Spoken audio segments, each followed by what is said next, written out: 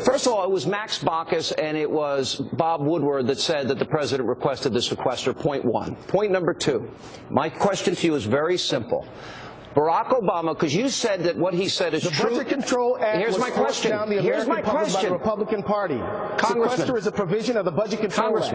Relax. The Republicans are responsible for the Budget Control Act. Right, I got it. You know, I know you're a broken record. Now let me get you my question. You're a broken record. Okay, thank you. All right. That was part of my heated exchange with Democratic Congressman Keith Ellison on this program last night. It's getting a lot of attention on the blogosphere. Now, Congressman Ellison ranted and at times seemed incoherent when I tried to ask him a simple question about the looming sequester. And when I pressed him on the president's role in the growing debt crisis, well, that's when he really started grasping at straws. Take a look at this.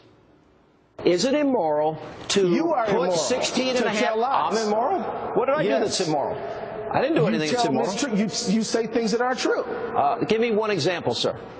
Well, to try to say that it is the president's fault and he is to blame is wrong, and it's a lie. It's not his fault that we have $16 trillion in debt. He didn't add We didn't add $6 trillion to the debt since he's been president. No. We did add $6 trillion to debt since he's been president.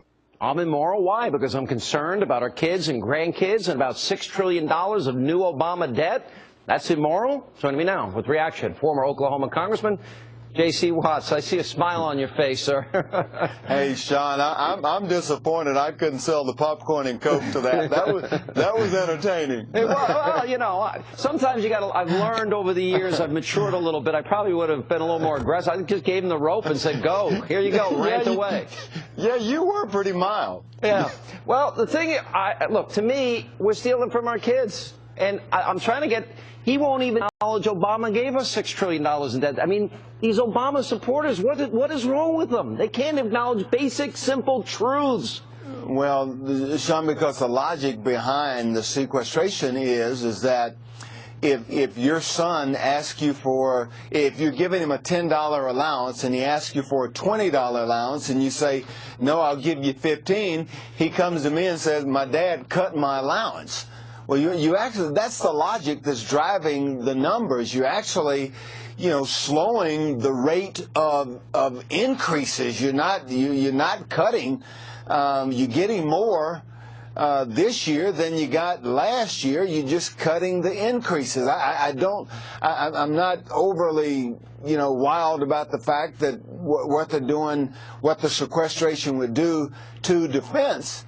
But the fact is, something's going to have to give at some point in time, or we're going to pay a much steeper price, and you won't be cutting or reducing the increase. You will be getting into the meat and potatoes of these issues. Between the president being, I'm arguing, a demagogue. I mean, the president's fear tactics are beyond the pale and beneath the dignity of the Oval Office. That's one thing. There's also something else going on, and that is, liberals, you ask them a basic question. I try and invite them on and give them a fair shake. I tried to give the congressman a fair shake last night. It didn't work out too well.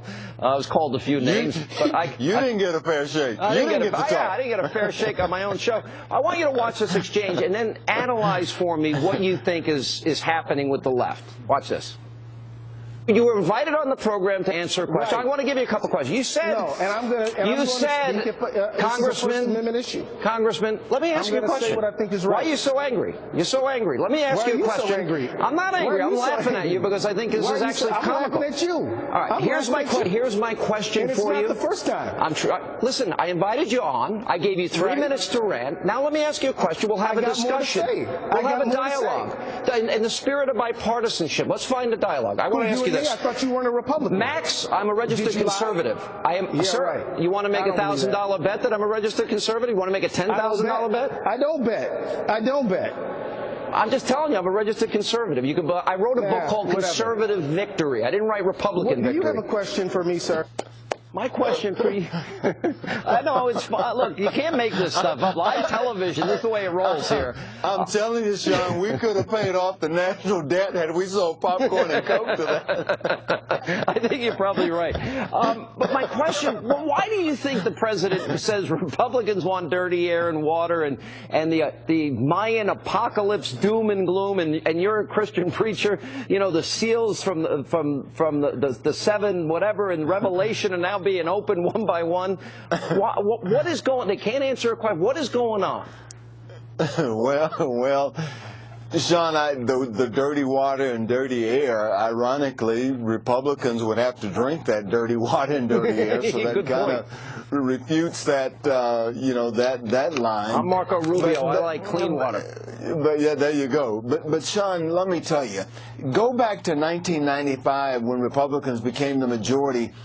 And back then, we put a plan in place to balance the budget. We did balance the budget for about 4 years in a row. Had a Democrat in the White House that signed our balanced budget bills. And we were saying back then, 15, 17 years ago, that if we don't balance our budget then, we're going to pay a steep price today. Now it's the day of reckoning, and no, you know, the other side doesn't want to deal with it. I know you're saving souls. I know you do a lot of preaching around the country, but you might go back to Washington. We got some soul saving to do there, Congressman. Good to see you.